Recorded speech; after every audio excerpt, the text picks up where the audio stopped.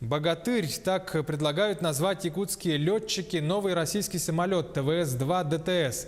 Воздушное судно в ближайшие годы должно заменить Ан-2, более известный народу как «Кукурузник». Презентация нового самолета прошла сегодня в аэропорту Магана. Мой коллега Александр Лысак о новейшей отечественной авиаразработке, которая будет адаптирована специально под Якутию.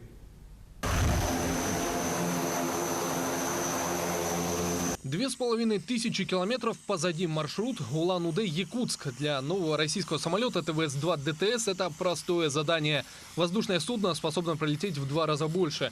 За штурвалом Владимир Барсук, опытный пилот, директор Института авиации. ТВС-2 ДТС, его разработка. Отечественный самолет должен заменить кукурузник Ан-2. Сегодня опытный образец готовят к серийному выпуску.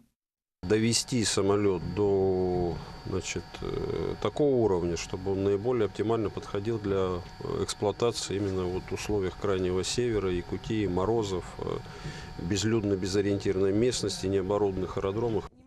Якутия получит 200 самолетов ТВС-2 ДТС. Поставки начнутся через 3 года. Преимуществ перед кукурузником десятки. Легче из-за цельнокомпозитных материалов. Вместительнее 14 пассажиров вместо 12. И самое главное, ТВС-2 ДТС менее прожорлив, чем Ан-2.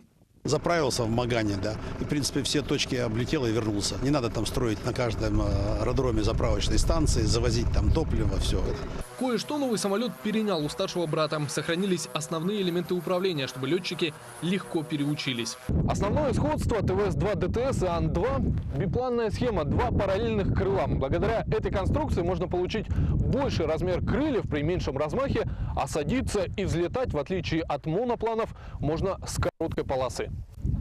Эксплуатировать воздушные суда будут полярные авиалинии. Руководство перевозчика не скрывает. Новые самолеты не только закроют всю Якутию, но и помогут захватить Дальний Восток.